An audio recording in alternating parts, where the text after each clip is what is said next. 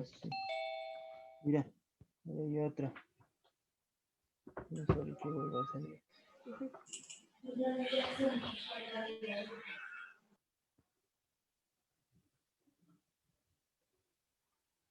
Aquí no hay nada.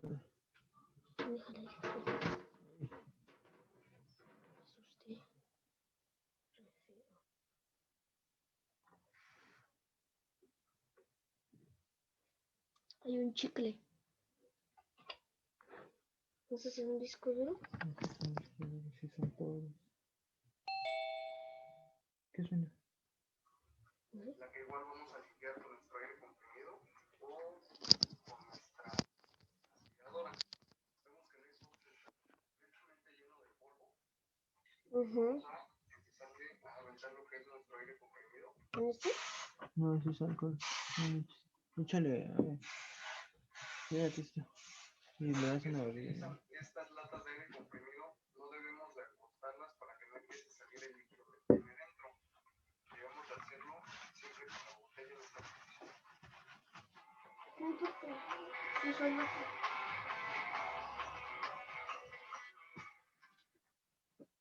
Bueno, pues ahora lo que vamos a hacer va a ser quitar el disco duro.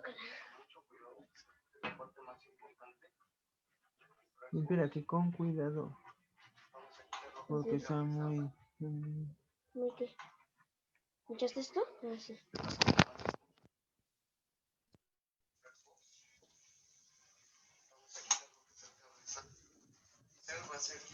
Buenas tardes, chavos. Vamos a empezar. Buenas tardes. Buenas tardes, profesor. No mames, una...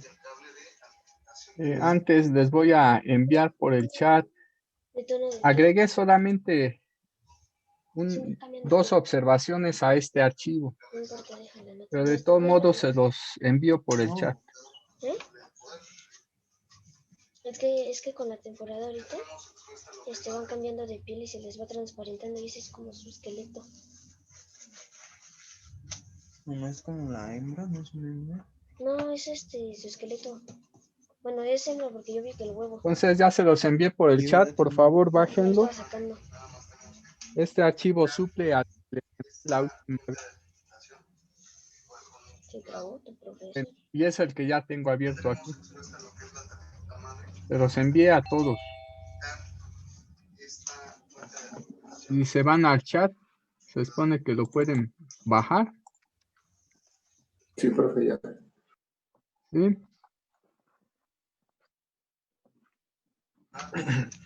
Bueno, entonces vamos a comenzar. ¿Qué fue lo que agregué? Eso tiene que ver con algo que ya habíamos visto. Ya habíamos definido el coeficiente de reflexión en cualquier punto de la línea. Aquí está. Y obtuvimos esta expresión. Y definimos también la impedancia en cualquier punto de la línea. En términos del coeficiente de reflexión, Está la blanca, está la blanca. tenemos esto. Agregué estas observaciones, son dos. Antes no existían. En realidad esas observaciones las agrego en una especie de resumen, pero mejor opté también por escribirlas aquí. ¿Qué es lo que tenemos? El coeficiente de reflexión en cualquier punto de la línea es dado de acuerdo a la ecuación 3F, a la última expresión de la ecuación 3F, que es esta. Es el coeficiente de reflexión en la carga multiplicado por la exponencial de a la 2 gamma z. Sabemos que gamma minúscula En las ingenierías del es poli, igual a alfa más i beta. vas a ver matemáticas. A veces en una más que en otra. Cierren su Pero micrófono, por favor. es que básicamente en control llevas las mismas matemáticas que yo veo. Sí cambia una que otra. David, tienes tu micrófono.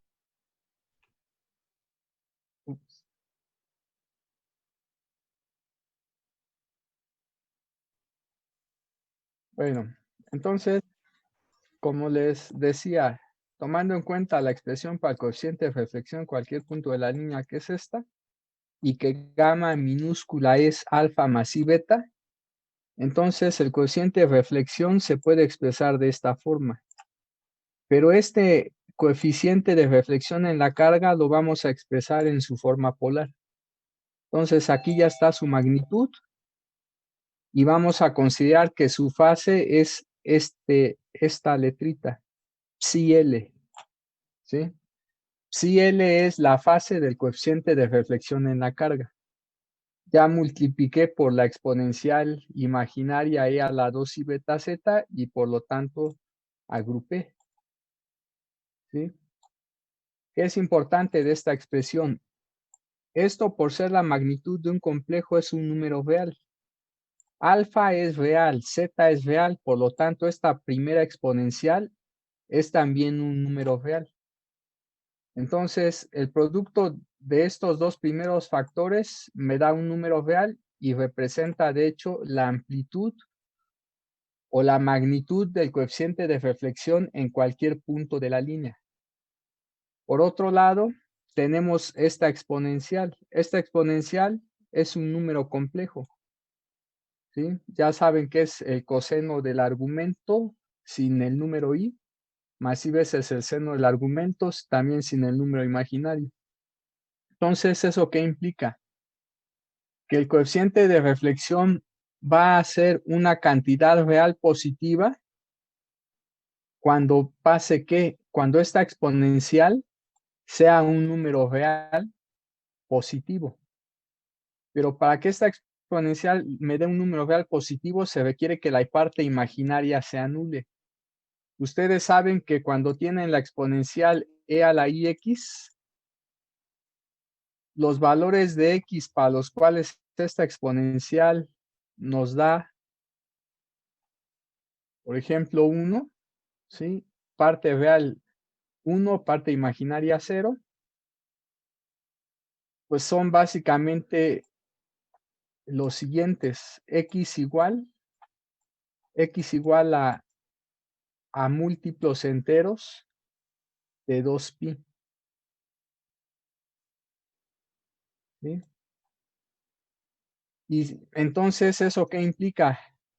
Que el coeficiente de reflexión en cualquier punto de la línea va a ser una cantidad real positiva cuando el argumento 2 beta z más psi L sea igual a 2 veces mpi, donde m es un número entero.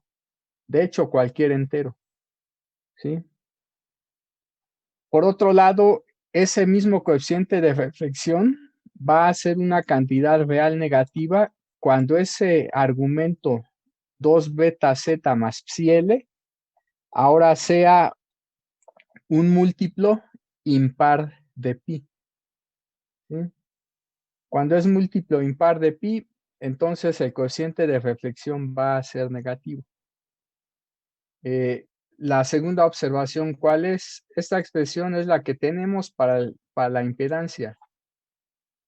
Hay algo que se llama la impedancia normalizada. La impedancia normalizada, que se denota por z gorrito, es el cociente de la impedancia en la posición z de la línea dividida entre la impedancia característica de la línea. Entonces, esta impedancia normalizada va a ser un número real cuando ¿qué? Si esta Z0 la paso de este lado de la igualdad, pasa dividiendo y solamente me queda esta fracción. Para que la impedancia normalizada sea real, se requiere que esta fracción dé un número real. Pero esta fracción, ¿cuándo nos va a dar un número real? Cuando gamma de Z es real. Entonces aquí lo estoy poniendo. La impedancia normalizada va a ser un número real cuando el coeficiente de reflexión en esa posición Z de la línea sea también un número real. Aquí agregué lo que ya mencioné. Psi L es la fase del coeficiente de reflexión en la carga, ¿sí? Bueno, ¿eso por qué es importante? Si nosotros graficamos en el plano complejo del coeficiente de reflexión, voy a dibujar ahorita aquí un eje imaginario y un eje real. Voy a considerar que estamos en el plano complejo del coeficiente de reflexión. Si suponemos que el coeficiente de reflexión se escribe, este es coeficiente de reflexión en cualquier punto de la línea, ¿sí?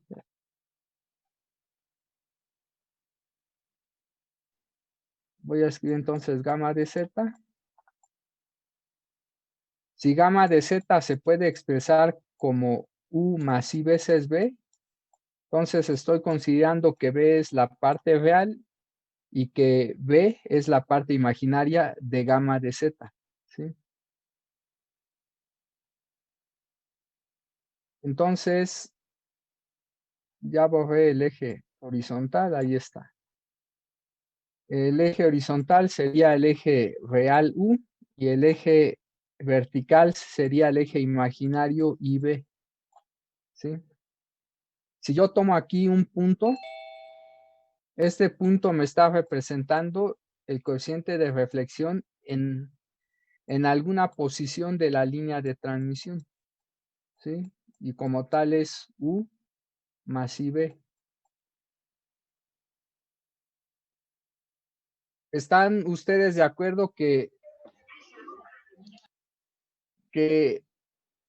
es el ángulo que va de aquí hasta el punto? Bueno, el ángulo, perdón, que forma ese segmento con el eje horizontal es lo que ustedes llaman la fase del número complejo. Esto que está aquí sería la fase de este número complejo gamma de z. A esa fase la denotaríamos por psi de z, ¿sí? La denotaríamos por psi de z. Ahora, para que la fase, perdón, para que nosotros tengamos un coeficiente de reflexión que es real positivo, ¿dónde se deben de ubicar? Los puntos. ¿Están de acuerdo que aquí, verdad? Este punto, pues, representaría un coeficiente de reflexión real positivo. Este otro punto, básicamente todos los puntos del eje, de este eje real positivo, pues, representan coeficientes de reflexión reales positivos. Pero ¿cuál es la fase que, por ejemplo, este número complejo está formando? ¿Cuál es el ángulo, perdón, que este número complejo está formando con respecto al eje horizontal? Cero, ¿verdad? Cero. O también podrían decir, si dan una vuelta completa, que es 2pi. Pero si la vuelta completa la dan en sentido horario, podrían decir que es menos 2pi. O si dan dos vueltas completas en sentido horario o antihorario, podrían decir que la fase es más menos 4pi, después más menos 6pi, etc. Entonces, todos los puntos que tenemos aquí en el eje horizontal positivo tienen una fase. La fase principal es 0, ¿sí? Pero si damos una vuelta completa en sentido antihorario, tendríamos 2pi. Si damos una vuelta completa en sentido horario, tendríamos menos 2pi. Si damos dos vueltas completas en sentido horario o antihorario, tendríamos más o menos 4 veces pi y así sucesivamente. Entonces, para que el cociente de reflexión fuera positivo, ¿qué se requiere nuevamente si yo analizo esta expresión? Que esta fase sea 0 o más menos 2pi o más menos 4pi o más menos 6pi. Eso es lo que escribí aquí. Ahora, ¿dónde es el coeficiente de reflexión un número real negativo? Pues obviamente en la parte negativa del eje, o sea, aquí. ¿Sí? Ese segmento verde representa puntos donde el cociente de reflexión es un número real negativo. Si yo tomo particularmente uno de esos números, por ejemplo ¿cuál es el ángulo que forma el segmento que une este punto con el origen? ¿Cuál es el ángulo que forma ese segmento con respecto al eje horizontal positivo? ¿Están de acuerdo que En principio podrían decir que es más 180 grados si lo miden así, o menos 180 grados si lo miden así, en sentido horario. Este es menos 180, este es más 180. Pero ¿qué pasa si a este más 180 le suman 360 grados? O sea, dan una vuelta completa. Pues lo que tendrán entonces es 3 veces 180 como fase. Pero si en realidad ya tenían aquí menos 180 y dan otra vuelta completa en sentido horario, tendrían entonces menos 3 veces 180 grados. Si dan otra vuelta completa más, tendrían menos 5 veces 180 grados, pero 180 grados equivale a pies radianes. Entonces, cualquier punto en este eje real negativo tiene una fase principal que es pi o menos pi, pero si tomamos en cuenta que podemos dar vueltas completas y estaríamos adicionando a esos dos números 360 grados o menos 360 grados o múltiplos enteros de 360 grados, entonces podríamos decir entonces que para que este coeficiente de reflexión sea un número real, se requiere nuevamente que esta fase 2 veces beta z más psi l ahora sea múltiplo impar de pi. ¿Sí? Bueno, y lo importante, la impedancia normalizada va a ser un número real siempre y cuando el coeficiente de reflexión en esa posición z de la línea también sea un número real. ¿Sí? Esta parte es importante porque eso que se conoce como carta de Smith, que vamos a ver más adelante, no es tan complicado. ¿Sí? La carta de Smith es simplemente una gráfica de ciertos puntos en el plano del coeficiente de reflexión. Y aquí ahorita en este plano complejo que estoy ahí, que dibujé, es de hecho el plano complejo del coeficiente de reflexión. Entonces, van a ser importantes estos puntos, de hecho. Estos puntos sobre el eje real positivo y estos otros puntos sobre el eje real negativo juegan un papel muy importante cuando se maneja lo que se llama la carta de Smith y particularmente lo que se denominan puntos donde la magnitud del voltaje, del fasor voltaje para una línea sin pérdidas, toma valores máximos o valores mínimos, ¿sí?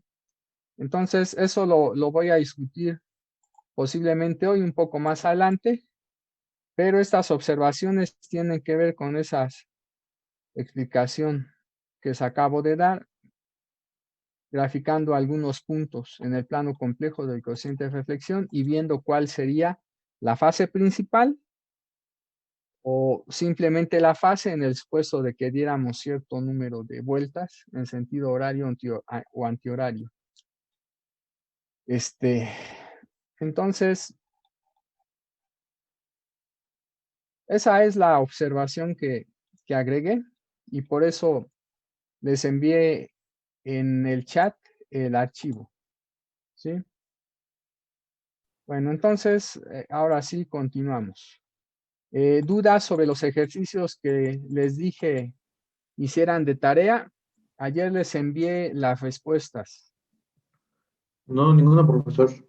¿No? Sí los hicieron. Sí, aún me faltan 2 todavía. Bueno, pero los que ya hicieron, efectivamente verificaron que les dieran los resultados que les envié. ¿O en Profesor, algunos casos no les dieron? sí, ¿En cuál problema? lo que a mí me pasó es que con la constante de pérdida, no sé si lo estoy metiendo bien en la calculadora o no, pero no me sale. ¿Cuál es la constante de pérdidas? ¿A qué te refieres? ¿Factor de pérdidas? La tangente, La tangente de pérdidas. para poder sacar la conductividad. Ajá. Ese es el problema que tengo. Lo meto A en mi ver, calculadora les comenté que esta delta no es la constante de atenuación, ¿verdad? ok. ¿Sí? Les dije que esta delta es un ángulo, pero la constante de atenuación se mide en metros. Si esta delta es constante de atenuación, la delta de aquí no puede ser constante de atenuación porque esto es un ángulo. ¿Sí? Esa delta se mide en radianes o en grados, si quieren. La delta de la tangente de pérdidas. Ok. Entonces, por definición, la tangente de pérdidas, que también les dije, se denomina factor de pérdidas o factor de disipación, por definición es el cociente de la conductividad del material dividida entre el producto de omega por epsilon. Pero esta sigma es la sigma del dieléctrico, entonces tenían que hallar primero la sigma del dieléctrico Ajá. para poder obtener, por ejemplo, la conductancia por unidad de longitud. Entonces, la sigma del dieléctrico es el producto de la tangente de pérdidas o del factor de pérdidas o del factor de disipación, FD, multiplicado por ¿quién? Por omega. Ya saben que omega es 2pi por la frecuencia lineal. ¿Y por quién? Y por epsilon. ¿Están de acuerdo? Ok, sí. Entonces, les dije que el valor de la tangente de pérdidas del polietileno para un problema donde no se daba el valor del FD o del FP o de la tangente de pérdidas, lo revisaran en el Neri-Vela. Si ustedes en el buscador ponen Neri-Vela V, Universidad Veracruzana, pueden bajar de una página el archivo. ¿Sí? Bueno, parece que aquí no es PDF, a ver. Pueden bajar el libro, parece que es aquí. Y la verdad es que pues se ve bastante bien, se ve mucho mejor que la versión que yo tengo. Bueno, en realidad ya la bajé el día de hoy, es esta. Les dije que revisaran la tabla 2.2, que viene en la página 30 y tantos.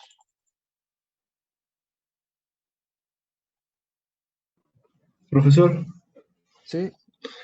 yo lo tengo, lo estoy pasando por el chat en este momento. Ah, correcto, compañero. Esta versión, porque esta se ve más Sí, bonita. esa, justamente Ah, esa. perfecto. Ajá. Aquí está la tabla 2.1 de conductividades de conductores. Y aquí está la tabla 2.2 donde viene la epsilon F del dieléctrico, así como su tangente de pérdidas. Para el polietileno, la epsilon F vale 2.26. Según la guía de la profesora Laura, vale 2.25. Pues no hay mucha diferencia entre 2.25 y 2.26, pero si quieren el valor exacto, tendría entonces que poner 2.26. Probablemente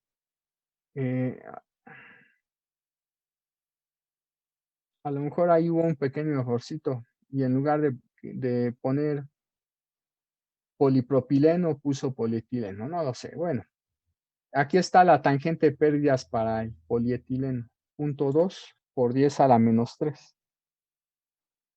Entonces, con ese valor de epsilon R y de la tangente de pérdidas, deben de obtener la sigma del dieléctrico.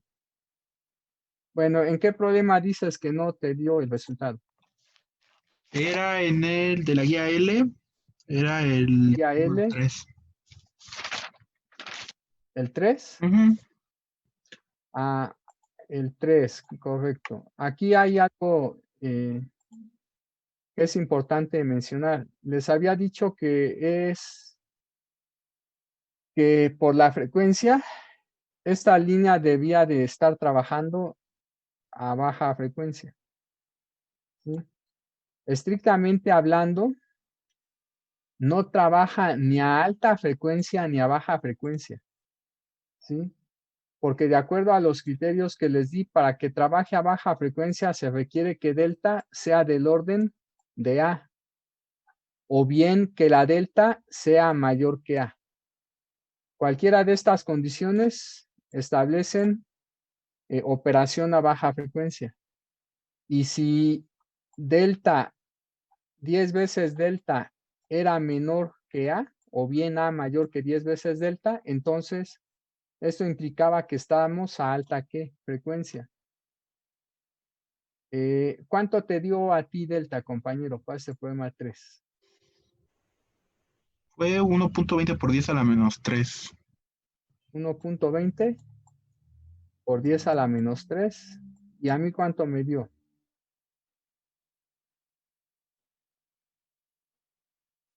Bueno, debe de estar en el archivo que les envié, que es este. Guía L, problema 3. Eso mismo, ¿no? 1.2 por 10 a la menos 3.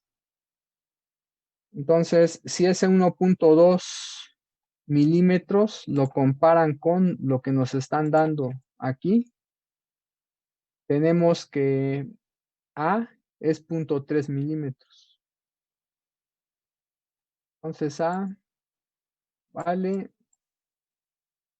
0.3 milímetros. Ah, no, sí, de hecho es baja pérdida. ¿Sí? Porque esto es en realidad 1.2 milímetros y 1.2 milímetros es mayor que A. Entonces, esa línea está operando a baja frecuencia, perdón. ¿Sí? Lo que dije hace rato está mal. Esta línea está operando a baja frecuencia. Aquí había puesto, entonces porque no vi, no revisé bien. Aquí había puesto baja frecuencia aprox, pero no, sí es baja frecuencia tal cual. Ese aprox es innecesario. Bueno, suponiendo que, por ejemplo, aquí en lugar de haber obtenido 1.2 por 10 a la menos 3, hubiéramos obtenido 0.12 por 10 a la menos 3, en esa situación no se estaría operando ni a alta ni a baja frecuencia, ¿sí? Entonces, esto implica que aquí hay un intervalo de frecuencias para el cual no podríamos obtener los parámetros de forma exacta, ¿sí? Únicamente tendríamos que ver en un momento dado si para ese valor de delta estamos más cerca de las bajas frecuencias o más cerca de las altas frecuencias, como para aplicar las fórmulas que hemos visto y obtener valores aproximados, ¿sí? Pero para pronto, a partir de cierta frecuencia para un problema, para una línea dada, estaríamos en alta frecuencia y por debajo de otra frecuencia, bueno, para una frecuencia menor que esta, todas las frecuencias por debajo de esta implicarían que estamos a baja frecuencia. Lo que quiero decir es lo siguiente. Aquí voy a tener un umbral para cuando se habla de baja frecuencia. Le puedo llamar la frecuencia F1. Y aquí también voy a tener un umbral cuando se habla de alta frecuencia. Entonces, esta región sería región de baja frecuencia y esta región sería región de alta frecuencia. Pero hay una región que no va a ser ni de alta. No conocemos cuáles son las fórmulas que nos permitirían obtener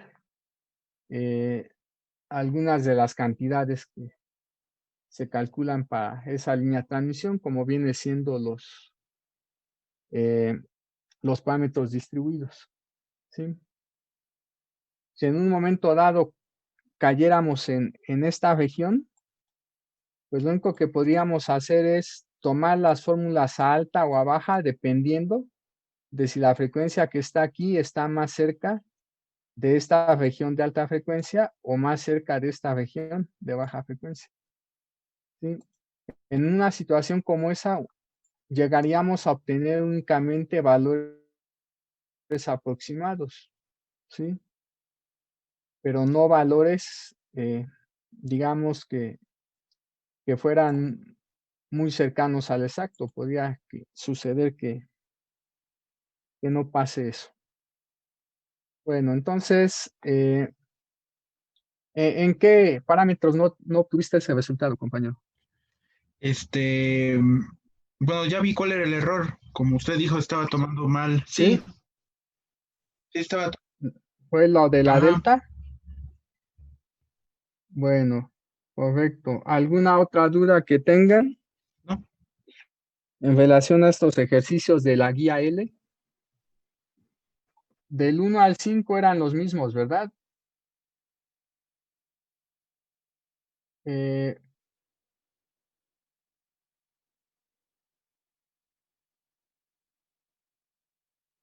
el problema 6. En el problema 6 les pedí que obtuvieran, como ahí dan los parámetros distribuidos, que obtuvieran gamma, que obtuvieran alfa, beta, Z0, gamma L y la ROE. Las ROE sí les dio este valor, 1.05.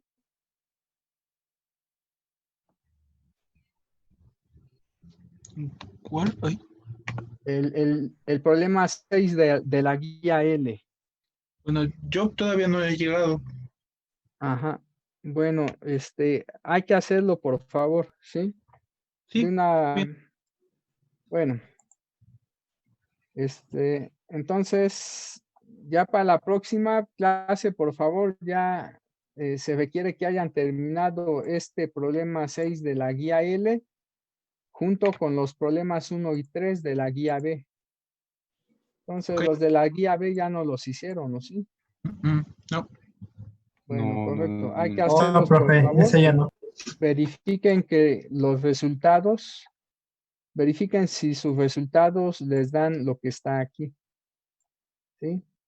Como les comenté, son problemas que no son normalmente complicados, una vez que ya les dije qué tenían que hacer, ¿sí? Porque la mayoría son de hecho de sustitución directa.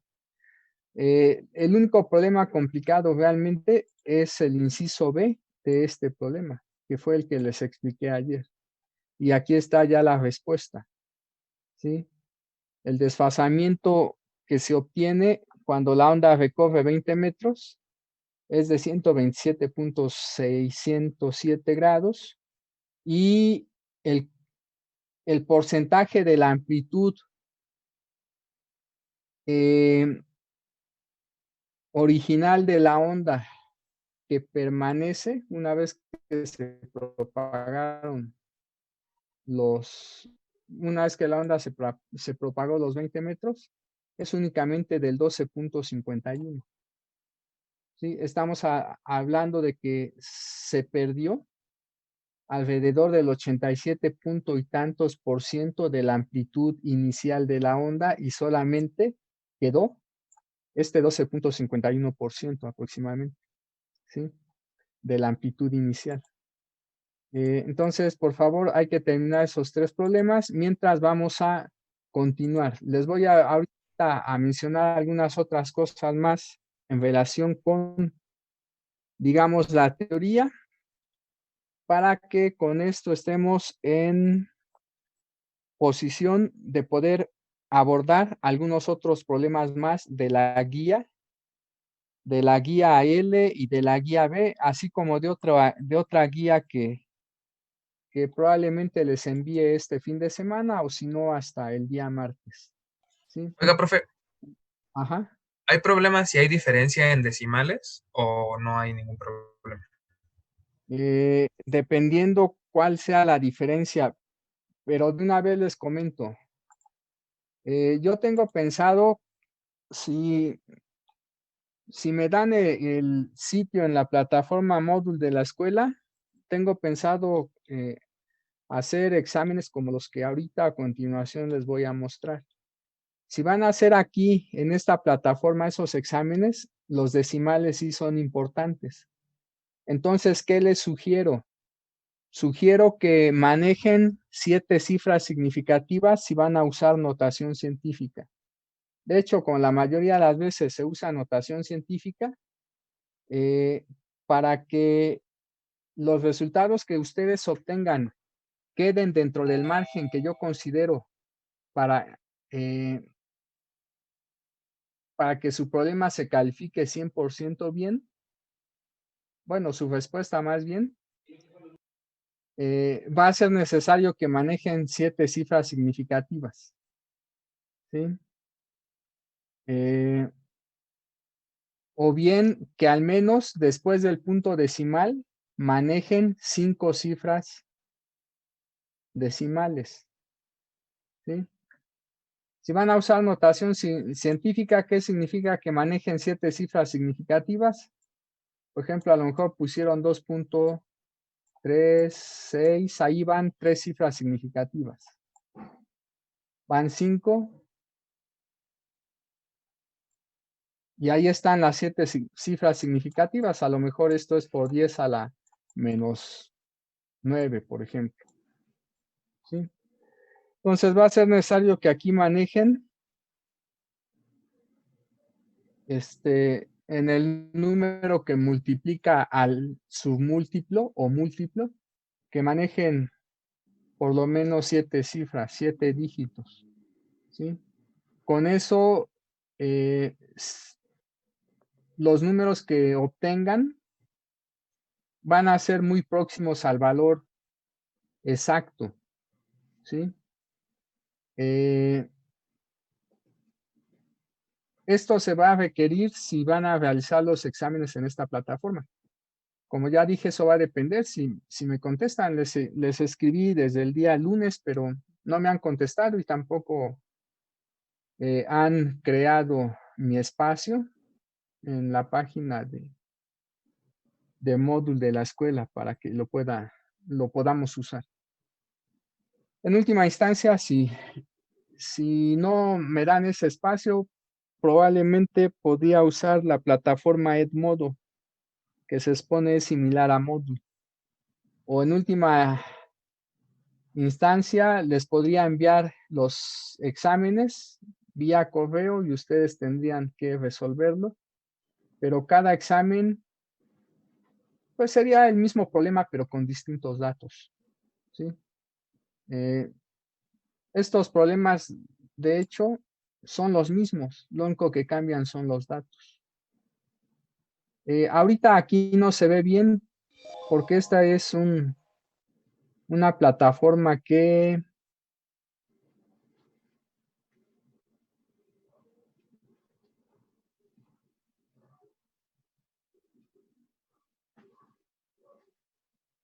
es una plataforma local.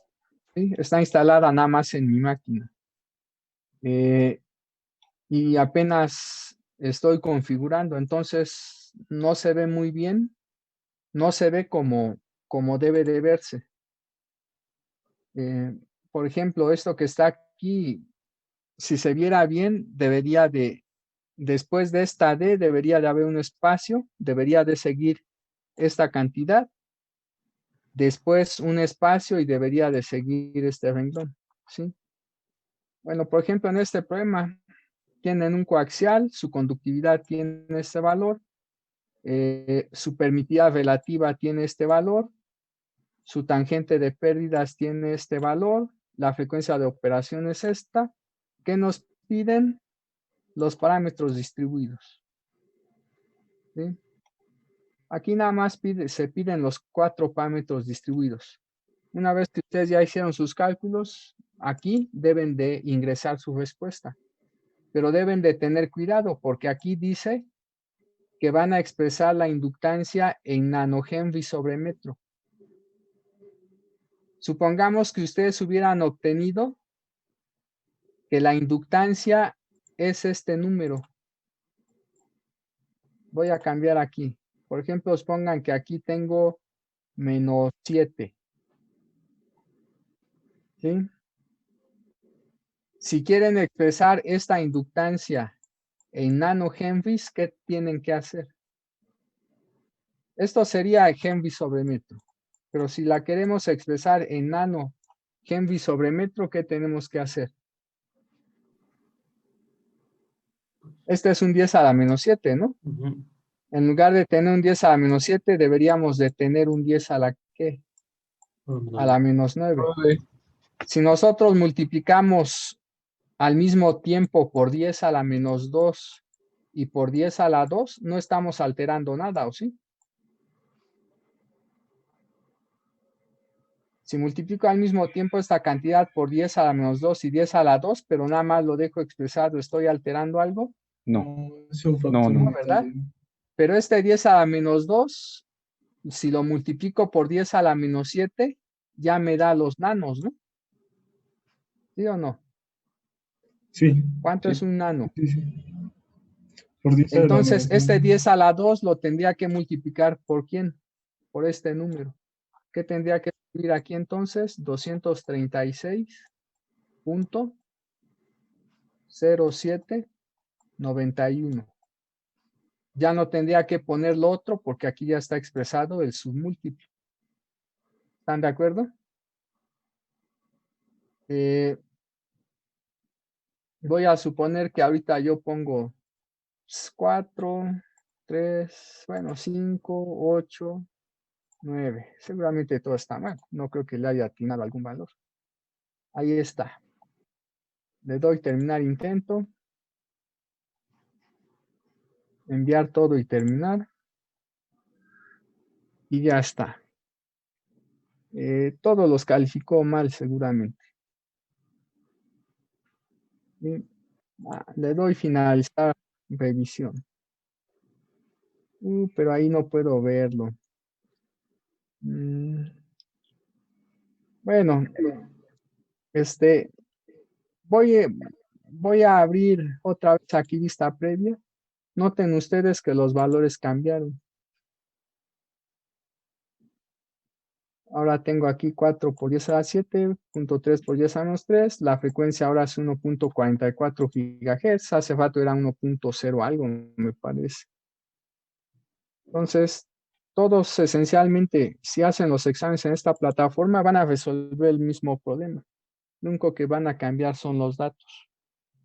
Y de hecho, las respuestas al cambiar los datos también van a modificarse. Bueno, ya les había comentado que el primer intento va a valer el 100%, suponiendo que salieron con calificación baja y quieren posiblemente sacar mejor calificación, podrían presentar el segundo intento, pero la calificación máxima para el segundo intento es de 8.5. O sea que si sacan 10 en el segundo intento, no vale 10, sino el 85% de esa calificación. Y si presentan el tercer intento y sacan 10, pues igual el valor de ese examen ya no es 10, sino el 70%. A sacar 10 en el tercer intento sería un 7. Sacar 10 en el segundo intento en realidad sería 8.5. Y si sacan 10 en el primer intento, pues obviamente tienen 10. Pueden ustedes presentar los 3 intentos. Yo al final yo al final tomo la calificación más alta de esos 3. Pero si ya sacaron 10 en el primero, pues ¿para qué? O 9, o bien 8 o 5, pues, no les conviene presentar los otros 2. O sea, a lo mejor sacaron 8 en el primero, pues a lo mejor les conviene hacer el segundo intento porque si salen bien tendrían 8.5. Subirían medio punto.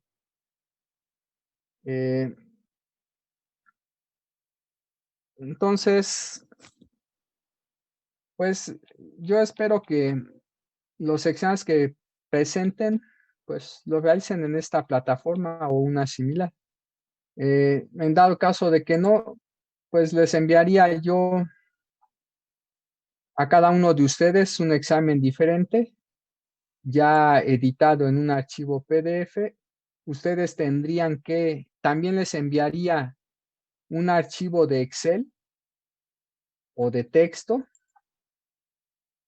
ustedes tendrían que introducir en ese archivo de Excel o en el archivo de texto sus respuestas, para que yo ya nada más, utilizando un programa que ya tengo hecho en matemática, corriera el programa y calificara en automático sus exámenes. Yo ya nada más revisaría que efectivamente cuando contestaron el examen hay un procedimiento que respalda sus respuestas.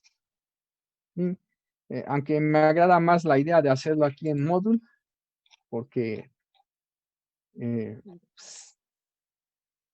pues porque trabajo menos, chavos. Si lo hago en matemática voy a tener que trabajar más porque es un rollo editar los exámenes para que al final también los califique automáticamente el programa. Se puede, pero sí lleva tiempo. Aquí ya no, porque aquí nada más diseño los reactivos. También eso lleva tiempo, pero pues ya tengo algunos que otros reactivos hechos. Entonces ya no, habría cosas que ya no volvería a hacer. Bueno, entonces, como les decía, vamos a continuar. Nos quedamos aquí, ¿sí? Bueno, de hecho, un poquito más adelante. Pero vimos que la impedancia de una línea en cortocircuito, terminada en cortocircuito, la impedancia de entrada de una línea terminada en cortocircuito es esto, Z0 por esa tangente hiperbólica de gamma L, y la impedancia en la entrada de la línea cuando termina en circuito abierto es esto que está aquí, Z0 por la cotangente hiperbólica de gamma L. Bueno, ustedes saben que la tangente, vamos a empezar, bueno, no, primero vamos a empezar con el seno. Ustedes bien saben que el seno hiperbólico de X, ¿cómo se define? El seno hiperbólico de X se define como e a la X menos e a la menos X dividido entre ¿qué? Entre 2. También saben que el coseno hiperbólico de X es igual a e a la IX más, perdón, ahí el I no va, más e a la menos X dividido entre 2. El I no va, voy a borrar. Simplemente es e a la I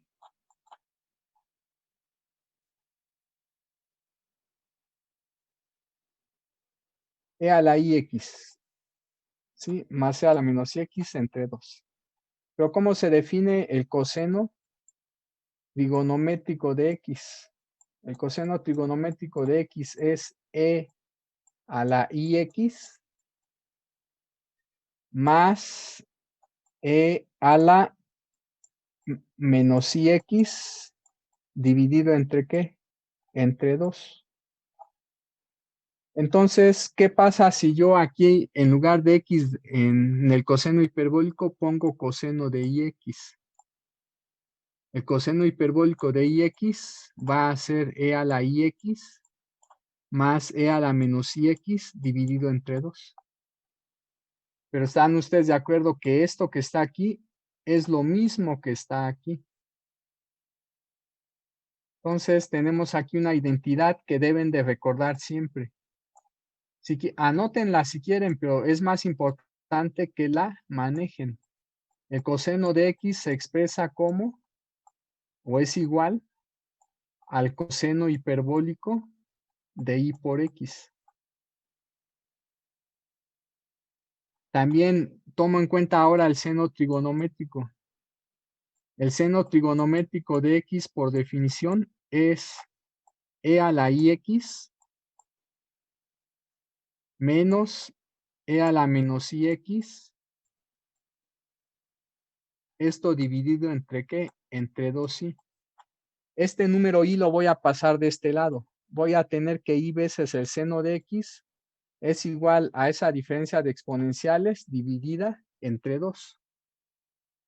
Pero ¿qué pasa si aquí, si en este seno hiperbólico, en lugar de X, nuevamente pongo IX? Pues tengo que agregar el I donde debe de ir. ¿Qué tenemos entonces? Que este cociente es igual también a este cociente. Con eso tenemos otra identidad. Tenemos que y veces el seno trigonométrico de X es igual al seno hiperbólico de y por X. Estas dos identidades, anótenlas y pues recuérdenlas de memorias, las deben de saber porque esto va a permitir obtener, particularizar las fórmulas de líneas con pérdidas a fórmulas de líneas sin pérdidas. ¿Sí? Ahorita van a ver por qué. También tenemos que la tangente, ustedes saben que la tangente trigonométrica de X es el seno trigonométrico de X entre el coseno trigonométrico de X. La tangente hiperbólica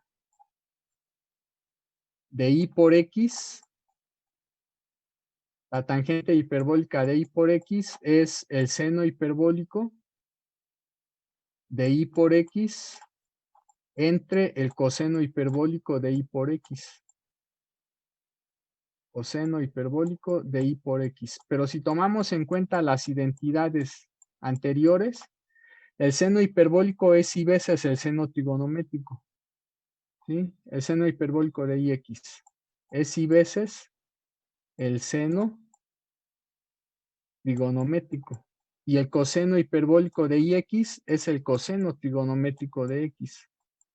Pero el seno de X entre el coseno de X es la tangente trigonométrica. Se tiene la otra identidad que también vamos a usar muchas veces. La tangente hiperbólica de Y por X es igual a Y veces la tangente trigonométrica de X. Entonces, estas tres formulitas o esas tres identidades se las deben de aprender. Agréguenlas en su formulario, pero es mejor que las recuerden, porque así se manipulan mucho más rápido expresiones. Si nosotros consideramos una línea sin pérdidas, en una línea sin pérdidas, ¿cuánto vale gamma? A ver, gamma en general es alfa más y beta. Pero si la línea es sin pérdidas, esta alfa, ¿cuánto debe de valer? 0. Alfa vale 0 en línea sin pérdidas. Entonces, en una línea sin pérdidas, gamma es igual a I por beta. ¿Qué pasa si sustituyo aquí ese valor de gamma? ¿Qué pasa si aquí en lugar de gamma pongo I beta? Tomando en cuenta esta identidad de la tangente hiperbólica de IX, voy a borrar ya todo. Ya copiaron esas tres fórmulas, ¿verdad? Sí, ya quedó, profe. Sí, profesor. Correcto. El archivo, profe. Voy a borrar todo y ya puedo decir cuál es el caso particular de la fórmula 7A. El caso particular es para líneas sin pérdidas, porque esto es en general para línea con pérdidas. Ya puedo decir que la impedancia en cortocircuito de una línea sin pérdidas, la impedancia en la entrada de una línea sin pérdidas que termina en cortocircuito va a ser Z0. Este gamma ya dije que es I beta. Tomando en cuenta la identidad, nos queda I por la tangente trigonométrica de beta por L. Hacemos lo mismo aquí. Tomamos en cuenta que la cotangente hiperbólica es el recíproco de la tangente hiperbólica. O sea, eso se puede escribir como Z sub 0 dividido entre la tangente hiperbólica de gamma L, pero ya dijimos que gamma es I beta. Volvemos a aplicar la identidad y esto ¿qué nos da? Nos da Z sub 0 dividido entre I veces la tangente trigonométrica de beta L. Esto a su vez ¿a qué es igual? A menos I por Z0 por la cotangente trigonométrica de beta L. Esto que está aquí sería la impedancia en la entrada de la línea cuando termina en un circuito abierto. Entonces, para el cortocircuito, en la línea sin pérdidas, tenemos Z0i tangente de beta L. Y para el circuito abierto, en la línea sin pérdidas, menos I Z0 cotangente de beta L. Es de hecho lo que aparece aquí al último. Aquí fue donde me quedé la última clase. Noten, aquí está el I que ya iba borrando, el Z0 lo borré, después viene la tangente de beta L para la Z y cuando la línea termina en abierto, tenemos menos IZ0 cotangente beta L, que es prácticamente lo que aquí obtuve. Lo que aquí voy a encerrar con verde. Entonces, esas tres formulitas nos van a permitir particularizar rápidamente las fórmulas de líneas con pérdidas a líneas sin pérdidas. Por eso son importantes. Si ustedes se las aprenden, pues no se van a tardar demasiado tiempo en poner la fórmula para el caso particular de línea sin pérdidas a partir de la fórmula de línea con pérdidas. ¿Sí? Bueno.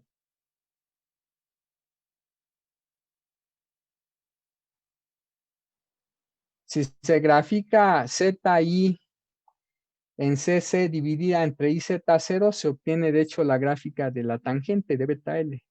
Y si se grafica ZICA entre IZ0, se obtiene la gráfica de menos la cotangente de beta L. La gráfica de la tangente de beta L y la gráfica de menos la cotangente de beta L, por lo que ustedes pueden ver aquí, pues solamente están trasladadas. Si la gráfica de la tangente la traslado, digamos que el periodo, medio periodo, ¿sí? Obtendría de hecho la gráfica de menos la cotangente. ¿Qué pasa si esta gráfica azul, junto con esta y todas las demás, las trasladara a la derecha?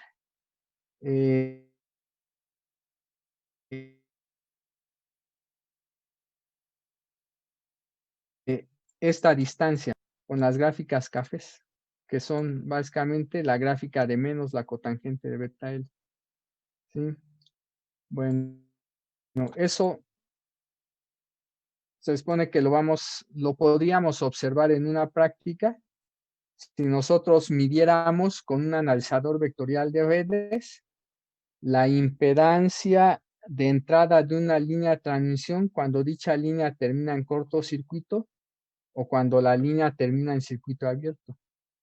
Si nosotros graficamos la impedancia de entrada de esa línea en función de la frecuencia, si termina en cortocircuito, vamos a ver un comportamiento como el de esta gráfica azul.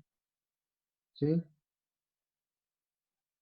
Y si la línea terminara en circuito abierto y midiéramos y graficáramos esa impedancia en función de la frecuencia, lo que veríamos es que su gráfica se parece a esta gráfica café.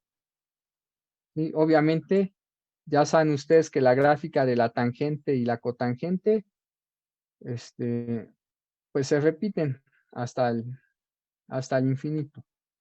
¿Sí? ¿Dónde borro? Bueno, entonces, después de esto, ¿qué sigue? En realidad un resumen de lo que ya habíamos visto. ¿Sí?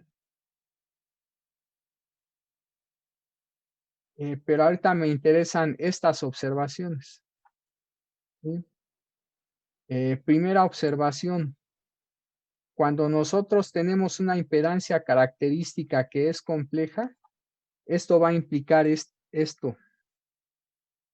Cuando la impedancia característica de una línea de transmisión es un número complejo, el módulo del coeficiente de reflexión es menor o igual que 1 más raíz de 2.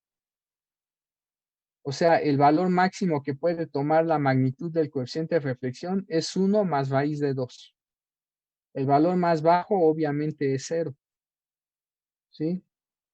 se obtiene cuando ZL es igual a Z sub 0.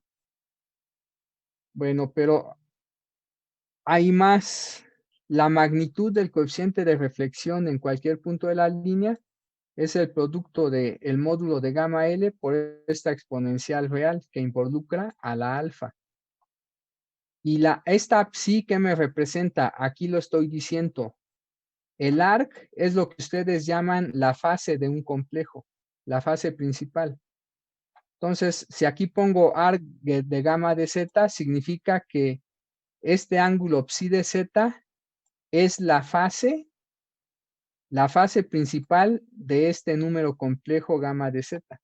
Entonces, psi de z es la fase del coeficiente de reflexión gamma de z. ¿Sí? La fase del coeficiente de reflexión, ¿a qué es igual?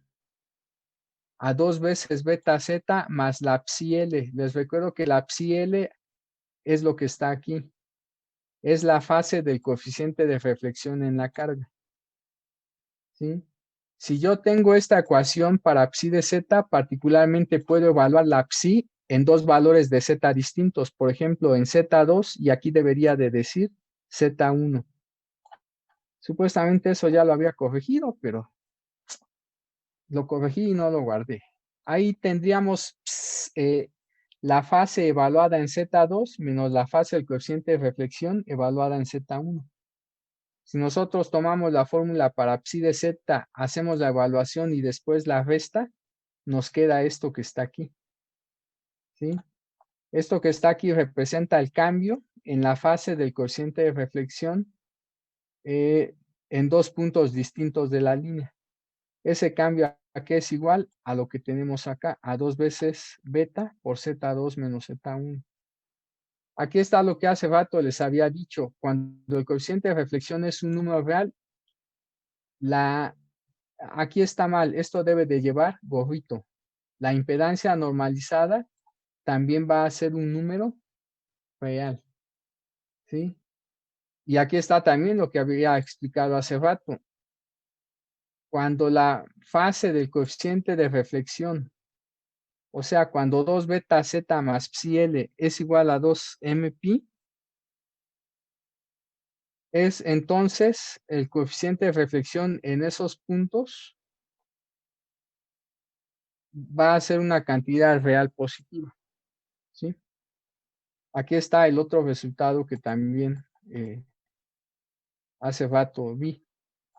El coeficiente de reflexión, si el coeficiente de reflexión es una cantidad real negativa, esto va a suceder cuando la fase de dicho coeficiente de reflexión sea un múltiplo impar de pi. ¿Sí? Bueno,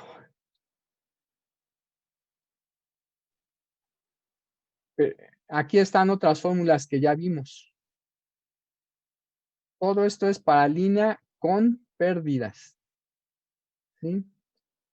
Ahora, todas estas fórmulas que tenemos aquí en las páginas 14 y 15, la mayoría de esas fórmulas las podemos particularizar al caso en que la línea no tiene pérdidas. Ya se había dicho que para que la línea no tenga pérdidas, R mayúscula y G mayúscula deben de ser 0. Los únicos parámetros distribuidos distintos de 0 serían L y C. O sea, la inductancia por unidad de longitud y la capacitancia por unidad de longitud. Entonces, si yo hago en todas estas fórmulas de la página 14 y de la página 15, tanto G como R igual a 0, entonces la mayoría de esas fórmulas se van a simplificar. ¿Sí? ¿Qué es lo que se obtiene? Las fórmulas de la página número 16. Esto ya lo habíamos visto, que para una línea sin pérdidas, la impedancia característica es una cantidad real. Eso siempre es válido en líneas sin pérdida. También esto ya lo habíamos visto, que en una línea sin pérdidas alfa vale 0 y que beta tiene este valor. También les dije que un resultado general es que la raíz de L por C es igual a la raíz de mu por épsilon, ¿sí? Hay otras formulitas que no agregué, por ejemplo, cuál es la velocidad de fase, cuál es la longitud de onda, pero eso ya lo vimos. Les dije que la velocidad de fase siempre es el cociente de omega sobre beta, tanto para líneas con pérdidas como líneas sin pérdidas, ¿sí?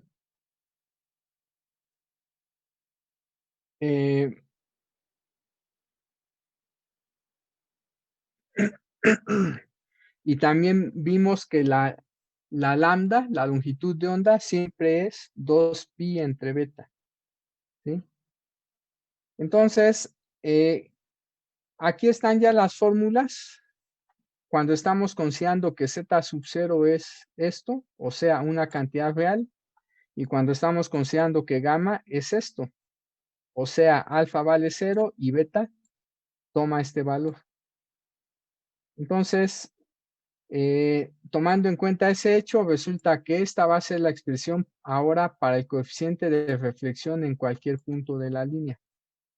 Ya no aparece e a la 2 veces alfa z, porque alfa vale 0 y esa exponencial termina dando 1. ¿Sí? Pero tenemos esta fórmula que ya teníamos antes. Cuando pongo aquí SC, significa que esta fórmula permanece sin cambio cuando comparo con la fórmula correspondiente para línea con pérdidas. Entonces, esta fórmula es la misma, la que está en azul, tanto para línea con o sin pérdidas. ¿Sí? También estas dos formulitas que están aquí también permanecen sin cambio. ¿Sí? O sea que son válidas para línea con pérdidas y para línea sin pérdidas. Ya habíamos visto también estas, me paso a las de acá. Si nosotros vemos cuáles son las expresiones para la eficiencia en la entrada, la eficiencia de la línea y la eficiencia en la salida, resulta que se obtienen estos resultados. ¿Sí? Los resultados de aquí. ¿Por qué la eficiencia de la línea de transmisión vale 1? Porque como la línea es sin pérdidas, no hay pérdidas entonces de potencia a lo largo de la línea de transmisión cuando la onda se propaga. ¿Sí? Esta formulita de aquí para la eficiencia en la entrada la puse en azul y ahí estoy indicando que esta fórmula es la misma para línea con y sin pérdidas. Pero la eficiencia terminal es esta. ¿Sí? Esto que está aquí es la eficiencia en la salida de la línea de transmisión. Bueno, aquí está lo que ya les había dicho. La velocidad de fase siempre es omega sobre beta. La de la longitud de onda siempre es 2pi entre ¿qué? Entre beta. ¿Sí?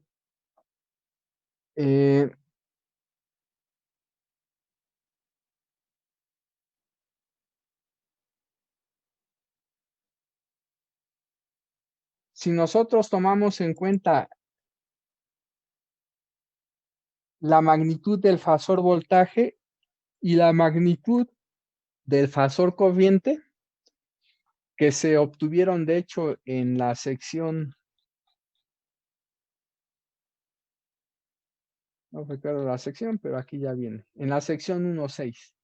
En la sección 1.6 obtuvimos la magnitud al cuadrado del fasor voltaje y también del fasor corriente y da este resultado. Si nosotros sacamos raíz cuadrada, al final eso se escribe como lo que aquí aparece.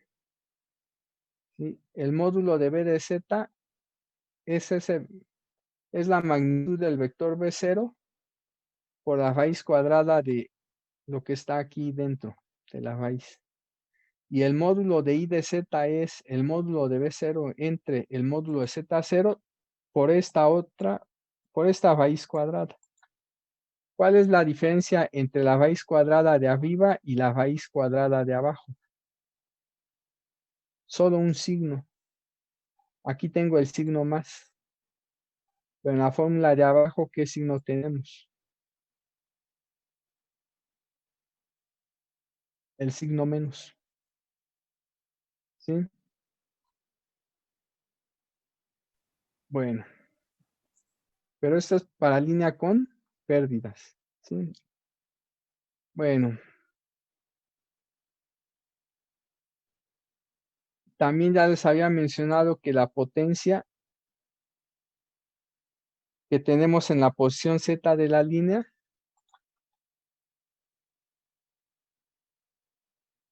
se expresa de esta forma. ¿Sí? Bueno, ahí no hay mucho que decir. Sigo bajando. Estas observaciones ya las hice. Estas formulitas ya las teníamos. Me voy a ir ahora aquí. Bueno, ya les había dicho que para evaluar el desempeño de una línea de transmisión conectada a un transmisor del lado izquierdo y a un receptor del lado derecho, entonces estas eficiencias de entrada de la terminal de la línea y de carga, cuando se acercan a 1, ¿sí? Pues ya les había dicho que no habría para cierto intervalo de frecuencias problemas de distorsión, ¿sí? De la onda electromagnética que se propaga a través de esa línea y que se supone transporta un mensaje, ¿sí?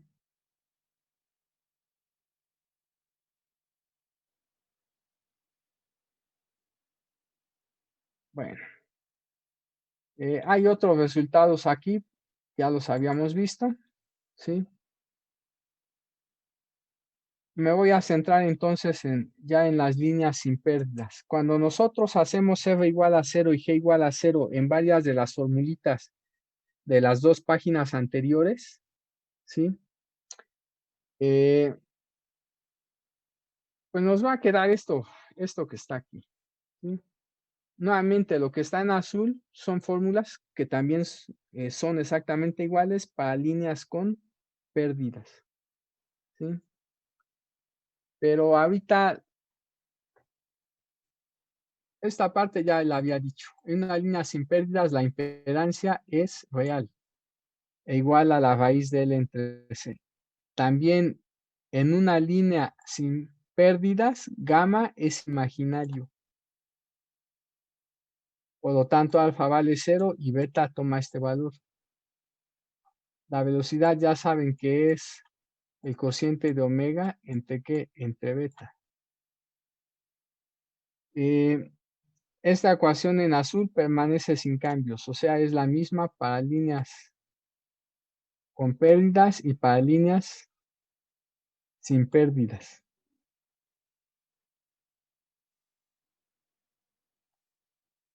¿Qué más? Esta formulita es la que tenemos para hallar el voltaje V sub 0, suponiendo que conocemos el voltaje del generador, así como su impedancia interna ZG. Bueno, aquí está otra de la formulita que ya había dicho, otra formulita que ya había mencionado. Estas formulitas también vienen para la parte de líneas sin pérdidas y están en azul, significa que son válidas tanto para línea con como línea sin pérdidas. Estas dos ya las hayamos visto, tienen que ver con lo que se llama la matriz de transmisión, ¿verdad? Bueno, esto que está aquí representa la potencia en cualquier punto de la línea de transmisión. Por lo que se ve ahí, esa potencia es constante, ¿sí? No depende de Z. Esta fórmula está en azul, por lo tanto permanece sin cambio. Pero si sustituimos este valor de 1,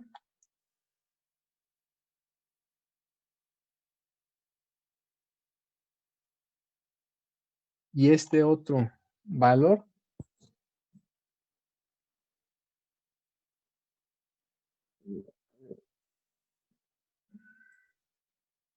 ¿qué nos dice esta parte? A ver, otra vez me está dando sueño. Permítanme, chavos, voy a tomar un poquito de agua. Sí, profesor.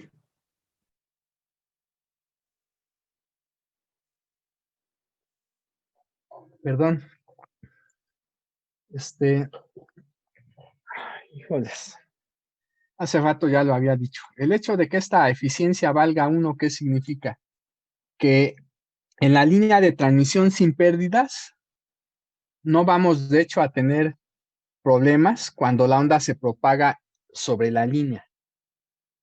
Pero sí podemos tener problemas relacionados con eso que dije, distorsión. En la entrada de la línea, cuando esta eficiencia de entrada no es próxima a 1 o es demasiado baja, así como también en el extremo final de la línea, cuando esta eficiencia también es baja. ¿Sí? ¿Qué se requiere para que esta eficiencia sea baja? Se requiere que el coeficiente de reflexión en magnitud se aproxime a 1, ¿sí? O esté muy cerca de 1. ¿Qué se requiere para que no haya problemas de distorsión debido a efectos de reflexión en la carga? Se requiere que este coeficiente de reflexión valga 0. Si este coeficiente de reflexión en la carga vale 0, vamos a tener una eficiencia terminal igual a 1. Entonces, con eso evitaríamos posibles problemas de distorsión. Cuando se va a transferir la señal que se iba propagando sobre la línea de transmisión a esa carga que representa al equipo receptor. ¿Sí? Igual, ¿qué se requiere para que toda la potencia que tiene el generador se le entregue a la línea de transmisión? Se requiere que esta eficiencia valga 1.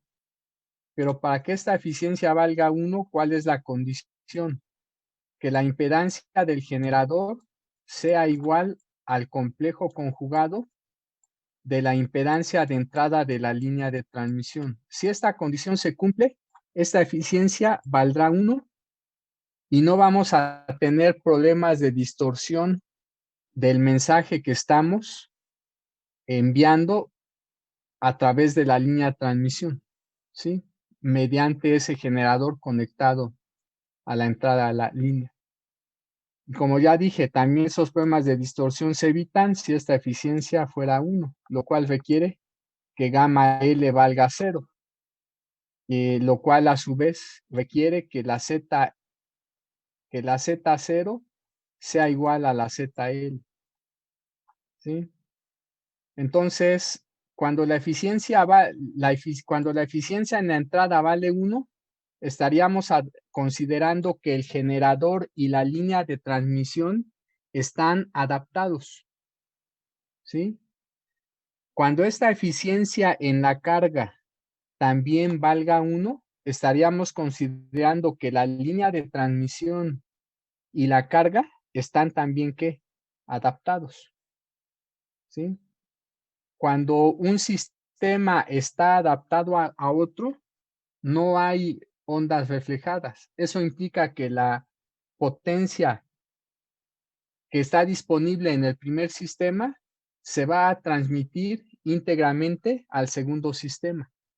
Pero si la eficiencia es menor que 1, ¿sí? Si esta eficiencia de entrada o esta eficiencia en las de carga son menores que 1, eso implica que hay efectos de reflexión en la entrada y o en la salida. ¿Sí? Bueno, esa parte sí es clara, lo que les acabo de comentar, o más o menos. Más o ¿Cómo, menos, profesor? más o menos, sí, Eh, está bien. Eso es importante porque al final cuando se va a elegir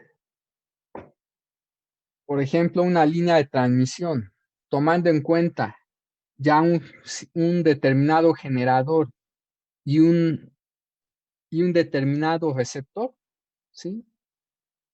A partir de las características que tiene tanto el generador como el receptor, el tipo de línea de transmisión que se debe de utilizar. ¿Qué línea de transmisión se debe de utilizar? Aquella línea de transmisión que mediante la cual esta eficiencia de entrada sea lo más alta posible, esta eficiencia en la carga también sea lo más alta posible, ¿sí? ¿Cuál es el valor máximo? 1, ¿sí? Ahora, esto que está aquí siempre va a valer 1, pero siempre y cuando la línea sea sin pérdidas, ¿sí? Si la línea es con pérdidas, esta eficiencia de la línea de transmisión es de hecho menor que 1, ¿sí? Y si la eficiencia es demasiado baja, si la eficiencia de la línea de transmisión es demasiado baja, eso puede implicar que va a haber distorsión de la onda que se propaga a través de esa línea. Y esa distorsión al final puede provocar la pérdida del mensaje. ¿Eso de qué va a depender? ¿De qué tan grande es la distorsión?